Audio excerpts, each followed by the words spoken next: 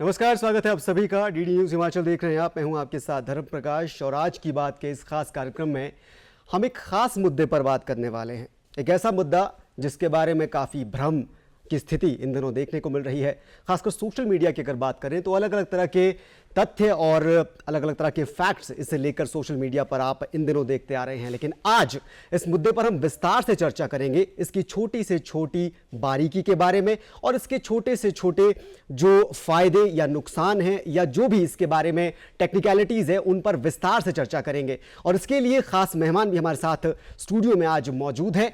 आज हम अग्निवीर के बारे में बात करने वाले हैं, अग्निपथ योजना के बारे में बात करने वाले हैं। और इस योजना पर बात करने के लिए, इसकी बारीकियों पर बात करने के लिए हमारे साथ ब्रिगेडियर राजीव शर्मा आज स्टूडियो में मौजूद हैं। और ब्रिगेडियर राजीव शर्मा सैन्य मामलों के जानकार भी हैं, एक आर्मी पर्सन भी है। 35 साल से ज़्यादा का सैन्य अनुभव इनके पास से, और इनसे बेहतर पर्सनैलिटी हमें कोई लगी नहीं जो इस मुद्दे पर खास जो ज़रूरी जानकारी है, जो टेक्निकलिटीज़ है, जो फैक्टफुल इंफॉर्मेशन है दर्शकों तक पहुंचाने के लिए सबसे बेहतरीन पर्सनैलिटी, बेहतरीन शख्सियत हमारे साथ आज इस स्टूडियो में मौजूद है। तो सर, अग्निवीर जैसा कि हमारे जो कार्यक्रम का नाम है, कार्यक्रम का जो टॉपिक है, जो सब्जेक्ट है, उसके नाम से ही जाहिर है अलग अलग तरह की जानकारियां इसे लेकर इन दिनों सोशल मीडिया पर फैल रही हैं। केंद्र सरकार की एक ऐसी पहल जिसके ज़रिए न सिर्फ युवाओं के लिए एक रोज़गार के मामले में कदम उठाया गया, साथ ही साथ हमारी सेना को, चाहे वो थल सेना हो, वायुसेना हो या फिर जल सेना हो, उसे मजबूत करने के लिए भी एक बेहतरीन फैसला इसे हम कह सकते हैं। लेकिन ये फैसला कितना बेहतरीन है ये जानना आज के दौर में, अभी के दौर में जरूरी इसलिए भी हो जाता है क्योंकि अलग अलग तरह के जो भ्रम हैं वो इसके बारे में इन दिनों देखने को मिल रहे हैं। तो आज के इस खास कार्यक्रम में आपसे हम इसी विषय पर बात करेंगे और जानने की कोशिश करेंगे कि अग्निवीर योजना, अग्निपथ योजना आखिर है क्या, और अग्निवीर ज्वाइन करने के लिए जब सेना में जाता है तो पहले तो वो क्यों जाए। मान लीजिए एक 18 साल का मैं लड़का हूं, अगर मैं अपना एग्जांपल दूं, और अभी 10वीं या 12वीं करके मैं निकला हूं, तो ऐसे क्या फैक्ट्स हैं, क्या पॉइंट्स हैं जिसकी वजह से आपको लगता है कि मुझे अग्निवीर बनना चाहिए और अग्निपथ योजना का हिस्सा बनते हुए भारतीय सेना की ओर अपना रुख करना चाहिए। अगर देश प्रेम और देश सेवा का पर्सपेक्टिव छोड़ दें, अगर मैं सिर्फ रोजगार की बात करूं, तो इसके बारे में सबसे पहले हम जानना चाहेंगे अग्निवीर के बारे में। पहले तो बहुत बहुत धन्यवाद हिमाचल डीडी का कि आपने मुझे यहाँ बुलाया। जो अग्निपथ स्कीम है इसके बारे में अगर मैं आपको विस्तार से बताऊं तो जो भी पॉलिसी और स्कीम हमारे देश की फ़ौज में बनती है, वो जब बनती है उसमें उसी समय ये निर्धारित किया जाता है कि 3 साल या 5 साल के बाद वो स्कीम रिव्यू करी जाएगी, उसमें सुधार लाए जाएंगे, अलग अलग जो उसके रिव्यूज़ मिलते हैं उसके हिसाब से उसको परिवर्तन में लाया जाएगा, ताकि जो अहम मुद्दा देश की सुरक्षा से के साथ इम्प्रूवमेंट आगे चलती रहे। इसी के मद्देनज़र अग्निपथ स्कीम को सरकार ने काफ़ी जद्दोजहद तैयारी के बाद, 2 साल की तैयारी के बाद, गवर्नमेंट सैंक्शन लेटर लेने के बाद इसको अमल में लाई। लेकिन मैं ये साथ में बताना चाहता हूँ कि ये इस टाइप की एक स्कीम सिर्फ ऑफिसर्स के लिए 1960 से चल रही है। उसको शॉर्ट सर्विस कमीशन ऑफिसर्स बोलते हैं। लेकिन यहाँ अहम मुद्दा ये है कि जो ऑफिसर्स की स्ट्रेंथ है, अगर पूरी फौज की स्ट्रेंथ 14 लाख से ज़्यादा है, तो ऑफिसर्स की स्ट्रेंथ सिर्फ आर्मी में 50,000 के करीब है। तो उसमें कुछ प्रतिशत लोगों को शॉर्ट सर्विस कमीशन के मद्देनज़र फौज में लाया जाता है, जिसमें कि पहले वो 5 साल के लिए रखे जाते थे और उसमें से जो लोग रहना चाहते थे आगे, कुछ को एक्सटेंशन दी जाती थी, कुछ को परमानेंटली रखा जाता था। लेकिन मैं ये कहना चाह रहा हूं कि उनमें से कुछ लोगों को रखा जाता था। मेजॉरिटी ऑफ ऑफिसर्स जो एनरोल किए जाते थे वो तमाम परमानेंट कमीशन होते थे। और जो फौज में अग्निपथ स्कीम लाई गई है ये जवानों के लिए लाई गई है। तो जवान की स्ट्रेंथ, जैसे अगर मैं बता दूं आपको कि 50,000 ऑफिसर हैं, तो जो बाकी 13.5 लाख प्लस हैं वो जवान हैं।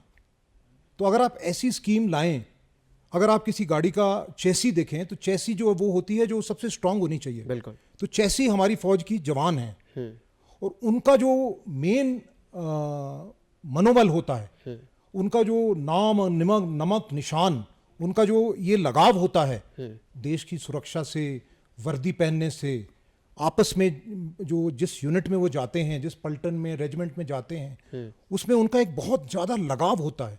एक जैसे हम घर में फैमिली होते हैं, वैसे ही यूनिट में भी एक फैमिली बनती है। तो उसमें अगर हम निरंतर बदलाव करें तो वो एक साथ अगर करें और जल्दी में करें तो थोड़ा सा उसमें अनबैलेंस होने का चांस है, खतरा रहता है। तो ये जो पॉलिसी अग्निपथ लाई गई है, ओवरऑल जैसे मैंने कहा स्कीम चेंज होनी चाहिए, पॉलिसी चेंज होनी चाहिए, ये चेंज हो रही है। इसका परिवर्तन अभी जिस तरीके से फेज 1 शुरू किया गया है, फेज 1 जनवरी 2023 में शुरू किया गया है, तब से लेके अभी तक 3 फेज पूरे कंप्लीट हो चुके हैं। 70,000 से ज़्यादा अग्निवीर फौज में अभी आ चुके हैं। और चौथा फेज अभी चल रहा है उनका ट्रेनिंग, जो नवंबर में खत्म होगी। मई में स्टार्ट हुई है, नवंबर में खत्म होगी। लेकिन ये जो लड़के जो आ रहे हैं, जो अभी लड़के जो मैं क्योंकि जानता हूं इस चीज को फौज में एक्सपीरियंस करते हुए, बिल्कुल, जो लोग फौज को ज्वाइन करते हैं वो नौकरी के तौर पे ज्वाइन नहीं करते हैं। हाँ। वो एक जज्बे से ज्वाइन करते हैं। वो देश के लिए, अपने परिवार के लिए, अपने यूनिट के लिए उस रुतबे से ज्वाइन करते हैं सिर्फ। पर वो जज्बा सिर्फ 4 साल के लिए क्यों? मैं ये कह रहा हूं कि मेन सवाल तो यही है ना, इस तरीके का कोई सबसे बड़ा जो ड्रॉबैक कहा जा रहा है वो, और ये सिर्फ मैं पॉलिटिकल सिनेरियो भी लेके चलूं तो सवाल इसीलिए उठ रहे हैं कि जज्बा है, देश सेवा की भावना है, देश प्रेम की भावना है, तो उस भावना को सिर्फ 4 साल तक सीमित क्यों किया जाए? मेन पॉइंट ये है। हाँ, बिल्कुल सही बोला आपने। अगर इस तरीके का आपको एक्सपीरियंस या लेना भी है तो जैसे एनसीसी, नेशनल कैडेट कोर है, एनएसएस है, उसमें भी देश सेवा की भावना आती है, अच्छा सिटीजन बनता है और देशभक्ति की हम क्वालिटी लोगों में ला सकते हैं। फौज का जो मैंने बोला चेसी जो है ना, वो स्ट्रांग होनी चाहिए। Exactly. हमारा देश जो है एक मीडियम थ्रेट एरिया में है। हमारे जो देश के बॉर्डर्स हैं उनमें हमें जो चेसी जो मैं बोल रहा हूँ, जो गाड़ी तगड़ी चाहिए, वो बहुत तगड़ी चाहिए। आपने पुराने उदाहरण अगर आप देख लीजिए, हिस्ट्री में देख लीजिए आप, जब अकबर यहाँ राजा थे तब भी हमारी फौज की जो स्ट्रेंथ थी वो 13 लाख थी। उनकी फौज जो थी वो 13 लाख थी। वो इसलिए थी कि वो ज़्यादा से ज़्यादा लोग जो लड़ने के काबिल थे उसको अपने उसमें रखना चाहते थे, इन्फ्लुएंस में। जब अंग्रेज आए तो शुरू में स्ट्रेंथ कम थी फौज की। पहले विश्व युद्ध के दौरान हमारी स्ट्रेंथ 13 लाख के करीब थी। दूसरे विश्व युद्ध के दौरान भारतीय फौज की स्ट्रेंथ 25 लाख के करीब हो गई थी। इन्होंने अफ्रीका में, यूरोप में, मिडिल ईस्ट में सब जगह लड़ाई की और बहुत अच्छा प्रदर्शन किया। साथ साथ में अगर आप ये जो देखें, हमारे देश की जो सीमा में जितने भी 4-5 युद्ध अभी हुए हैं, उस सब में हमारे जो सैनिक हैं उनका प्रदर्शन किसी भी तरीके से आप ये नहीं कह सकते कि वो उससे बेहतर हो सकता था। जो हथियार लोगों में, आर्मी में एक सेइंग है कि man behind the weapon is more important than the weapon. तो आप ये कह रहे हैं कि वो जो मैन बिहाइंड द वेपन है वो स्ट्रांग हो, जवान हो, अपनी पूर्ण क्षमता के साथ, पूरी ऊर्जा के साथ देश सेवा के लिए, देश की रक्षा के लिए खड़ा रहे, और वो जो क्षमता है वो इस एज ग्रुप में काफ़ी ज़्यादा शारीरिक तौर पर अगर बात करें तो ठीक रहती है। लेकिन फिर भी एक सवाल ये है कि 4 साल तक जब वो पूर्ण क्षमता के साथ देश की रक्षा के लिए जवान खड़ा है, तो 4 साल बाद वो जब घर आएगा तो वो क्या लेकर आएगा? क्या उसके पास वो स्किल होंगी? क्या उसके पास वो फाइनेंशियल स्ट्रॉन्ग पॉइंट्स उसके होंगे? इसके बारे में काफ़ी मिथ है कि कुछ मिलता नहीं या फाइनेंशियली वीक हो जाएगा। काफ़ी भ्रामक जानकारियां फैलाई जा रही हैं, फैलती आ रही हैं सोशल मीडिया के जरिए खासतौर से। इसके बारे में थोड़ी पिक्चर क्लियर कीजिए कि वो 4 साल बाद क्या लेकर घर लौट रहा है, देश प्रेम, देश सेवा के जज्बे के अलावा। देखिए, जो बच्चा मेहनत करके 2 साल की तैयारी करके फौज में अग्निवीर बनेगा, उसमें जो वो पहले 6 महीने की ट्रेनिंग करेगा, अपने यूनिट में जाके 3.5 साल नौकरी करेगा, उसकी एक फिक्स्ड सैलरी होगी। आर्मी यूनिट्स में जो भी खाना पीना, मेडिकल, बाकी चीज़ें हैं वो सब फ्री होती हैं। एग्जैक्टली। और इसमें जो सबसे अहम चीज़ है कि वो ये 4 साल के दौरान जो वो ट्रेनिंग और जो सिखलाई उसकी होगी, अपनी इंडिविजुअल कॉन्फिडेंस जो उसका गेन होगा, वो कहीं और नहीं हो सकता। अब अगर हम अपने बच्चों को या अपने लोगों को देखते हैं, जब वो स्कूलों में जाते हैं, वहाँ हम उनको अलग अलग ग्रुपों में ज्वाइन कराते हैं। कोई एनसीसी कराता है, कोई बैंड ग्रुप में डालता है, कोई किसी और ग्रुप में डालता है, ताकि उसमें अच्छा सिटीजन बने, उसमें अच्छी क्वालिटी आए। तो ये जो बच्चा 17.5 साल से 21 साल की उम्र में फौज के में अग्निवीर बनेगा, 12वीं के बाद बनेगा, कुछ कैटेगरी में 10वीं के बाद भी ज्वाइन कर सकते हैं। तो इसमें जो इंटरनल क्वालिटीज में आएंगी वो बहुत होंगी। एक तो मैंने फाइनेंशियल बताई, दूसरी यूनिट में जो ट्रेनिंग और जज्बा है वो होगा देश के लिए। दूसरा उसकी जो भी वो अपनी क्योंकि एक फौज मैंने बोला इतनी बड़ी है 14 लाख से ज्यादा, तो हर व्यक्ति का रोल अलग होता है। सबका एक काम नहीं होता कि हथियार लेके लड़ना है, सबका अलग अलग रोल होता है। तो जो वो स्किल उसमें सीखेगा, गेन करेगा, उसको प्रमाण पत्र मिलेगा, कौशल प्रमाण पत्र मिलेगा उसको। कई तरीके के, अगर वो मान लीजिए 4 साल के बाद जब वो बाहर आता है तो उसकी एक तो उसने एक्सपीरियंस गेन किया, कुछ फाइनेंशियल उसको मिलेगा। फाइनेंशियल क्या, कितना? फाइनेंशियल के तौर पे जो इन्होंने फिक्स्ड किया हुआ है कि पहले साल में 30,000 रुपए, खाना पीना रहना सब फ्री, 30,000 पर मंथ। अगले साल 10% बढ़ जाएगा। तो आप ये मान लीजिए मतलब 4 साल पूरे होते होते 30,000 से लेके 40,000 तक, लास्ट चौथे साल में 40,000 उसको मिलेंगे। और वो अमाउंट है जिसका कोई वहां पर यूज नहीं है, क्योंकि सब कुछ तो फ्री, यूज तो उसके ऊपर है, वो खर्चना चाहता है तो खर्चे। मतलब ओवरऑल 4 साल के बाद करीब 23 से 24 लाख रुपए लेकर वो घर आएगा। 25 लाख, 12 लाख उसको लमसम मिलेंगे तब। हाँ। तो टोटल 24 से 25 लाख उसको इस 4 साल में मिलेंगे, प्लस आर्मी का एक्सपीरियंस। उसकी उम्र 21-22 साल है। मतलब एक 22 साल का लड़का, 23 साल का लड़का 4 साल में 4 साल की आर्मी का पूरा वो सर्विस पूरी करके, एक तो ex army service army person का एक टैग उसे मिलेगा, प्लस उसे फाइनेंशियल सपोर्ट मिलेगा, और गवर्नमेंट की तरफ से, खुद की सेविंग के अलावा गवर्नमेंट की तरफ से उसे सपोर्ट मिलेगा। उसके अलावा जो दूसरी फोर्सेस में रिजर्वेशन के लिए, उस पर भी मैं आऊँगा, लेकिन उससे पहले करीब जब जुलाई में ये योजना आई थी, अग्निपथ योजना, दर्शकों की जानकारी के लिए बता दूं कि अग्निपथ योजना जब 2022 में जुलाई में लॉन्च की गई थी, काफ़ी ज़्यादा इस पर चर्चा हुई, मंथन हुआ, संसद से लेकर, सदन से लेकर, अलग अलग तरह के विचार विमर्श के बाद इसे लॉन्च किया गया। और उसके बाद जब पहले बैच के लिए जब एप्लीकेशन इन्वाइट हुई, करीब 7 से 7.5 लाख के आसपास एप्लीकेंट्स आए थे, और हर साल 40 से 50,000 के बीच वैकेंसीज हैं। मतलब 50,000 की वैकेंसीज के लिए 7.5 लाख एप्लीकेंट्स आ रहे हैं। तो मतलब जोश में तो आप कमी नहीं देखते ना, कि जो युवा आर्मी में आना चाहता है, वो युवा सिर्फ इस बेस पे आर्मी में आने का मन हटा दे कि भाई सिर्फ 4 साल की सर्विस है, हम नहीं जाएंगे। ये वाला फैक्ट तो नल एंड वर्ड हो गया यहाँ पर, क्योंकि अगर ऐसा होता तो 7.5 लाख एप्लीकेंट्स ना होते। नहीं, ये बात आपकी बिल्कुल सही है। हाँ। हमारे देश में पॉपुलेशन इतनी है कि सरकारी नौकरी लेने के लिए कोई भी ऐसा समय नहीं होगा कि जहां जो वैकेंसी है उससे कम लोग आए। तो लेकिन फौज के लिए जो लोगों का मन में देश के लिए जो जज्बा है, उसके लिए फौज अभी भी लोग जाना चाहते हैं। अग्निवीर के जो 3 बैच निकल के यूनिटों में चले गए हैं, उनका बहुत पॉजिटिव रिस्पॉन्स आया है। अग्निवीर का भी, और जो जहां वो गए हैं अपना कार्रवाई कर रहे हैं, उनका भी बहुत पॉजिटिव रिस्पॉन्स है। लेकिन इसके साथ साथ जो यूनिट में मैं जो पहले बता रहा था, जो उनका जो चेसी है वो स्ट्रांग रहने के लिए, अगर आप ये अभी तो 4 साल के पहले 2 साल हुए हैं, आने 2 साल 26 में, दिसंबर 26 में जाके पहला बैच आउट जाएगा, जो कि अभी 19,800 लोग गए थे पहले बैच में। कुछ लोग उसमें से ऑलरेडी निकल गए हैं मेडिकल या अदर रीजन से। 18,000 प्लस होंगे अभी जो उस बैच में निकलेंगे। तो उसका पहले 4 साल के बाद पता चलेगा।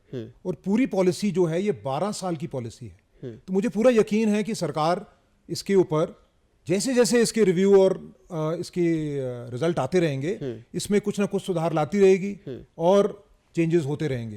एक चीज जो इसमें मैं कहना चाहता हूँ, हाँ बिल्कुल, जो मेरे दिल में पक्की है, कि जो कोरोना के टाइम में रिक्रूटमेंट नहीं हुई थी 2 साल, जो लोग तैयारी कर रहे थे वो कुछ लोग ओवर एज हो गए, कुछ रह गए, और कुछ जो इसमें आएंगे अभी अग्निपथ स्कीम के दौरान अग्निवीर्स में से 25% को रिटेन करने की पहली पॉलिसी है।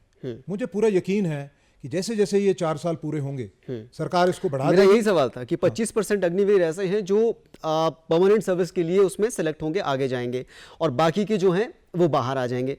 तो जो बाकी के लोग बाहर आएंगे, वो बाहर आकर क्या करेंगे, ये भी एक सवाल बहुत इंपॉर्टेंट रहता है युवाओं की तरफ से भी, देश जनता की तरफ से भी, और जो सरकार, अगर मैं पॉलिटिकल बात करूं तो जो विरोधी हैं उनकी तरफ से भी। तो वो जो 75% का लॉट जो बाहर आएगा, बाहर उसके लिए सरकार के पास क्या है, या खुद के लिए उसके पास क्या रास्ते हैं कि वो आगे, क्योंकि 23-24 साल 25 साल का लड़का जब एक्स आर्मी सर्विस मैन का टैग लेकर बाहर आएगा, तो फ्यूचर के लिए उसके पास 25 लाख तो हैं, साथ ही उसके पास एक टैग भी लगा है, लेकिन उसके साथ वो करेगा क्या, आगे उसके लिए रास्ते क्या क्या हैं? इसके 3-4 बड़े अच्छे ऑप्शंस ओपन किए हैं सरकार ने। कुछ तो उन्होंने सेंट्रल आर्म्ड पुलिस फोर्सेस जो हैं, BSF, CRPF, ITBP और इस तरीके से और एसएसबी, इनमें अलग अलग परसेंटेज की वैकेंसीज उनमें रख दी गई हैं। ओके लेकिन ये सब मेरिट बेस्ड होगा। ओके पहला ये हो गया। दूसरा, ये जो अग्निवीर निकलेंगे इनको अलग अलग एजुकेशनल इंस्टीट्यूट्स में कोटा मिलेगा हायर एजुकेशन के लिए, अगर वो करना चाहते हैं ओके काबिलियत के हिसाब से। तीसरा, इसके अलावा वो लोग जो लोन लेना चाहते हैं उनको लोन मिलेगा। और कुछ स्टेट्स ने अभी रिसेंटली अपनी पुलिस सर्विसेज में या अपनी दूसरी सर्विसेज में भी कुछ कोटा उन लोगों के लिए रखा है। अभी हरियाणा ने परसों ही हरियाणा ने अभी किया है और नॉर्थ ईस्ट में भी कुछ ने किया है। इसी प्रकार से जो जो स्टेट्स, बिकॉज ये लड़का जो निकलेगा, आप सोचिए, जो 18 साल से 22 साल के बीच में बाहर आ जाएगा और इतना ट्रेंड होगा, उसको हर व्यक्ति कॉर्पोरेट सेक्टर भी लेने के लिए तैयार रहेगा बेस्ड ऑन उसकी स्किल सेट। मैंने जैसे आपको बताया, ये जो लड़के निकलेंगे इन्होंने अलग अलग चीजों में ट्रेनिंग ली होगी, सिर्फ हथियार चलाना नहीं सीखा होगा, कई चीजें सीखी होंगी। उसके हिसाब से उनको अलग अलग जगह पर ऑप्शन मिलेंगे। पहले जो शॉर्ट सर्विस कमीशन ऑफिसर इससे पहले जो 4 साल 5 साल या 10 साल के बाद निकल जाते थे, उनके लिए ऐसा ऑप्शंस थी थोड़ी बहुत। सिमिलर वैलर इनको भी दी जा रही है। और मुझे यकीन है जैसे ही वो फर्स्ट बैच निकलेगा तो उसके निकलने के बाद सरकार इनकी परसेंटेजेस को बढ़ा देगी, क्योंकि वो ट्रेंड मैन फोर्स होगी। ओके अब आपने बात की कि क्योंकि रिव्यूज़ का इंतज़ार है, रिजल्ट्स का इंतज़ार है, तो रिव्यूज़ और रिजल्ट्स के बेस पे क्या पॉलिसी में आप देखते हैं कि कुछ बदलाव होने के आसार हैं आने वाले सालों की? अगर बात करें, क्या ज़रूरत आपको लगती है, या फिर आपके हिसाब से क्या वो चेंजेस हैं जो हो सकते हैं आने वाले टाइम में? अगर थोड़ा सा इसको ओवरऑल आपके आर्मी एक्सपीरियंस की को पॉइंट ऑफ व्यू को ध्यान में रखते हुए मैं ये सवाल कर रहा हूँ ये बहुत इंपॉर्टेंट सवाल है। आपके हिसाब से क्या लगता है? हाँ, ये बहुत इंपॉर्टेंट सवाल है। As of now Agnipath scheme पूरी फौज के लिए है। कहने का मतलब है सारी 100% जवान जो भर्ती होंगे वो इस अग्निपथ स्कीम के थ्रू होंगे। ओके मेरी तरफ से ये रिकमेंडेशन है कि ये, जैसे मैंने शॉर्ट सर्विस कमीशन बोला, वो 25% लोगों या 20% लोगों पे लागू है।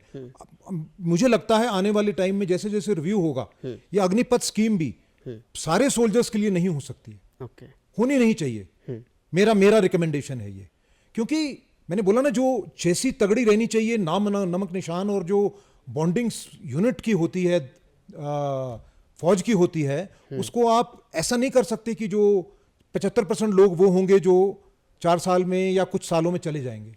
पहली चीज तो ये है। दूसरा, हो सकता है कि 4 साल से उसको बढ़ा दिया जाए। पहला तो मैं ये कह रहा हूं कि जो रिटेन होंगे वो ज्यादा रिटेन होने चाहिए। हो सकता है 50% या मे भी ज्यादा। कुछ लोग ना, ये मैंने जैसे बताया, कुछ टेक्निकल आर्म्स हैं इसमें। एक आदमी एक हथियार यूज करता है। कुछ यूनिट ऐसी हैं जहां क्रू यूज काम करता है, 3 का सेट 4 लोगों का मिलके काम करते हैं, टैंकों में, आर्टी गन में, एयर डिफेंस में, और बाकी और भी इक्विपमेंट हैं। तो उनमें क्या होता है कि नहीं, उसमें क्या होता है कि पूरा क्रू काम करता है। तो 3 लोग मिलके काम करेंगे या 4 लोग मिलके काम करेंगे। तो अगर आप उसको एक आदमी को 3 साल में बदल दोगे, उनको तालमेल मिलाने में समय लगता है। मैं यही आपसे पूछ रहा था कि जब 6 महीने का जो सर्विस पीरियड है, क्योंकि आप खुद आर्म्ड फोर्सेस में रहे हैं, आप हथियारों की अच्छी खासी जानकारी आर्मी में आप जब थे, तो 6 महीने के सर्विस पीरियड में जब ट्रेनिंग होती है तो क्या वो कैटेगराइज किया जाता है कि किस तरह के इक्विपमेंट्स के साथ आप अपने ट्रेनिंग को ट्रेन करेंगे? स्पेसिफिक कैटेगरी उसकी रहती हैं, या फिर एक ओवरऑल सिर्फ बेसिक चीज़ें उसको उस ट्रेनिंग पीरियड के दौरान 6 महीने के दौरान बेसिक मिलिट्री ट्रेनिंग दी जाती है। ओके उसके बाद आगे स्पेशलिटीज कौन सी आर्म और यूनिट में आप जाने वाले हैं, उसकी अगली ट्रेनिंग दी जाती है। अग्निपथ स्कीम के अंडर जो अग्निवीर निकलते हैं उनको ये ट्रेनिंग जो अगली 6 महीने वाली है अपनी यूनिट में दी जाती है। लेकिन यहाँ एक चीज इंपॉर्टेंट है। कुछ लोग जो अग्निवीर निकलते हैं, जिस यूनिट को वो पोस्ट होते हैं, हो सकता है वो यूनिट ऐसी जगह हो जहां पर उस ट्रेनिंग को प्रदान करने का तरीका ना हो। अगर वो साइचिन में है या कोई ऐसी जगह है, तो उस केस में यही मैं चीज बता रहा था आपको कि हो सकता है जब तक ये पहला बैच आउट होगा, 4 साल पूरे होंगे, इसमें ये रिव्यूज आ जाएंगे। ओके तो ये जो भ्रामक प्रचार चल रहे हैं, चाहे थोड़ा सा पॉलिटिकल इसमें जाना चाहें तो जा सकते हैं, क्या वजह आप इसकी देखते हैं? क्योंकि सोशल मीडिया पर बार बार ये कहा जाता है कि अग्निवीर एक ऐसी योजना है जो ज़्यादा फ़ायदेमंद नहीं है युवाओं के लिए या फिर सेना के लिए या देश के लिए। तो जब इतनी सारी टेक्निकलिटीज़, इतने सारे प्लस पॉइंट इसमें हैं, प्रोज इसमें हैं, तो इसके बारे में ये गलत जानकारियाँ, आपको क्या लगता है, क्यों इस तरह की बातें सामने आ रही हैं? क्यों इस तरह की बातों को ज़्यादा तवज्जो दी जा रही है, फैलाई जा रही है? वजह क्या आपके हिसाब से लगती है? देखिए, जो भी लोग मेहनत करके 2-3 साल की तैयारी करके फौज में आते हैं, हाँ, आज तक जो पॉलिसी चल रही है वो पॉलिसी में जो आ जाते हैं वो 15, 17, 19 साल डिपेंडिंग ऑन उनको कितना प्रमोशन मिलता है उसके हिसाब से वो सर्विस करते हैं। ओके, आप जैसे ही उस पॉलिसी को इस तरीके से बदल दें कि आप सिर्फ 4 साल में चले जाएंगे रिटायर होके, तो ये जिसको भी ये सुनने और में इससे फायदा देश को और इंडिविजुअल को और फौज को क्या होगा, ये अगर सबको समझाया ना गया हो तो ये थोड़ा भ्रम, और ऑपोजिशन पार्टी और रूलिंग पार्टी और जो लोग हैं अगर वो आपस में राजनीतिक मुद्दा बन जाता है, बिल्कुल। तालमेल करके उस पॉलिसी को आपस में सुलझा के हाँ, अगर पेश करें तो ज़्यादा अच्छा है। हाँ, अगर उसमें दूसरे लोग सोशल मीडिया के थ्रू अगर भ्रम फैलाएंगे, हाँ, जो जिनको पूरी जानकारी नहीं है, जब वो उसको सुनेंगे तो उनके मन में भ्रम आएगा। पॉलिसी जैसे मैंने बोला, हर एक पॉलिसी 3 से 5 साल में रिव्यू होती है, रिक्रूटमेंट पॉलिसी भी बदली होती है, लेकिन इस पॉलिसी में जो अभी उन्होंने अमल में लाए हैं ये बाकी देशों में, बहुत सारे देशों में ऑलरेडी अमल में है। मतलब ये अल्प ज्ञान आप कह रहे हैं कि जिसे ज़्यादा जानकारी, जिसे सटीक जानकारी नहीं है, उसे जो अपने हिसाब से समझ आ रहा है वो, क्योंकि सोशल मीडिया पर अपने विचार रखना तो फ्री ऑफ कॉस्ट है आज के वक्त में, ना कोई उस पर चेक है, ना आपसे कोई पूछ रहा है, आप कुछ भी मन में आए आप लिख दीजिए। लेकिन फैक्ट ये है कि योजना कि जो प्लस पॉइंट है और जिस मानसिकता के साथ इसे लाया गया है उस मानसिकता को लोगों तक पहुंचाना ज़्यादा ज़रूरी है। एक और आर्मी से ही, सेना से ही, सैन्य बलों से जुड़ा हुआ मुद्दा है वन रैंक वन पेंशन का। उस पर भी काफ़ी सवाल उठते हैं, चाहे सोशल मीडिया हो, चाहे पब्लिक प्लेटफॉर्म पर हो, बार बार, क्योंकि वन रैंक वन पेंशन बहुत पुरानी मांग है सैन्य बलों की, पूर्व सैनिकों की, और अब जब केंद्र सरकार उसे लेकर आई है तो उसमें भी कुछ इश्यूज ऐसे हैं जिसको लेकर सवाल उठते हैं। तो पहले तो इस वन रैंक वन पेंशन के बारे में आपके क्या विचार हैं, कितनी ये इंपॉर्टेंट है, कितनी ज़रूरी है, और अभी जो योजना ये लागू हुई है वो कितनी ज़्यादा फायदेमंद है पूर्व सैनिकों के लिए, चाहे 2006 से पहले के हो चाहे बाद के हो? देखिए, थोड़ा सा ब्रीफ में। जो भी सोल्जर बनता है, फौजी बनता है, कोई भी रैंक का, वो शपथ लेता है फौज के लिए, देश के लिए, तो वो जो शपथ लेता है किसी टर्म्स एंड कंडीशन में भर्ती होने के बाद वो लेता है, उसमें टर्म्स एंड कंडीशंस में ये पहले से मनोनीत है कि वो जो सर्विस, पेंशनेबल सर्विस जब वो पूरी कर लेगा तो जब वो उसके बाद फौज छोड़ेगा तो उसको पेंशन मिलेगी। ओके, तो जितनी वो सर्विस करेगा और जो उसका रैंक होगा उसके हिसाब से उसको पेंशन मिलेगी। कुछ, जैसे मैंने बोला, हर पॉलिसी जो बनती है वो चेंज होती है, कुछ नए नए चेंजेस होते हैं। तो 1973 में, इससे पहले जब देश आज़ाद हुआ तो उस समय जो पेंशन थी फौजियों की वो ज़्यादा थी। ओके, जो डिफेंस सिविलियन एम्प्लॉय थे उनकी पेंशन कम थी। तो 1973 में इसको बराबर कर दिया गया। ओके, थर्ड पे कमीशन के दौरान जो जेसीओ जवान की पेंशन है उसको नीचे किया गया, 50% पे लाया गया, 70 से 50, और जो डिफेंस एम्प्लॉयज हैं, सिविलियन एम्प्लॉयज, उनको 50% पे कर दिया, सभी की 50% कर दी गई, पहली चीज। ओके, इससे क्या हुआ कि जो फौजी थे उनकी पेंशन कम हो गई और जो सिविलियन डिफेंस एम्प्लॉय थे उनकी 50% हो गई। तो इसकी बराबरी जो है वो फेयर नहीं है, वाजिब नहीं है वो, बिल्कुल, क्योंकि वो डेस्क में काम करने वाले हैं और फौजी पूरे उसमें काम करने वाला है, पूरे देश में अलग अलग इलाकों में काम करने वाला है, रिस्क बहुत ज़्यादा है उसमें, उसका मनोबल अप होना चाहिए। मतलब उस हिसाब से एक बैलेंस नहीं बन रहा था। हाँ, तो उसके बाद ये धीरे धीरे मांग उठने लगी। 1986 में भी पे कमीशन के बाद कुछ ऐसा हुआ कि ये जो वेरिएशन है पेंशन की, इसमें बहुत डिफरेंसेस आ गए, और उसी डिफरेंसेस की वजह से जो डिमांड थी, जो मांग थी, वो ज़्यादा उठने लगी। और अभी 2014 में जब सरकार आई तो उसके बाद सरकार ने थोड़ा इसके बारे में सोचा और आखिरकार वन रैंक वन पेंशन का जो ऐलान है वो कर दिया गया उन पूर्व सैनिकों के लिए जो लंबे वक्त से इसकी मांग कर रहे थे। अग्निवीर हो, अग्निपथ योजना हो, या फिर वन रैंक वन पेंशन का मुद्दा हो, ये ऐसे मुद्दे हैं जो देश सेवा से जुड़े हैं, देश प्रेम से जुड़े हैं, देश की सुरक्षा से जुड़े हैं और देश की सीमाओं से जुड़े हुए हैं। तो इस पर सटीक जानकारी देश के हर नागरिक को होना बहुत ज़रूरी है, क्योंकि देश की सुरक्षा सर्वोपरि होती है, देश की रक्षा सबसे ज़्यादा ज़रूरी होती है। और हमारी कोशिश इस कार्यक्रम के जरिए यही थी कि इन तीनों मुद्दों के बारे में, दोनों मुद्दों के बारे में आप तक सही जानकारी पहुँचाई जाए और जितना भी भ्रामक प्रचार है उस भ्रामक प्रचार को खत्म करके एक सटीक और ऑथेंटिक इन्फॉर्मेशन, ऑथेंटिक जानकारी आप तक पहुंचाई जाए। इसमें मदद की हमारी ब्रिगेडियर राजीव शर्मा जी ने, जिन्होंने तमाम जानकारी आप तक पहुंचाई और आपको ये जानने में मदद की कि अग्निवीर, अग्निपथ और ओपीओएस है क्या। उम्मीद ये है कि आप तक तमाम जानकारी पहुंची है, आपको अच्छे से समझ आया है कि अग्निपथ योजना क्या है, वन रैंक वन पेंशन क्या है। और आज के इस कार्यक्रम में पथ को लेकर, अग्निवीर को लेकर आज की बात के इस कार्यक्रम में फिलहाल इतना ही। अभी के लिए दीजिए इजाजत। ब्रिगेडियर राजीव शर्मा, आपका भी कार्यक्रम में शामिल होने के लिए बहुत बहुत शुक्रिया। नमस्कार।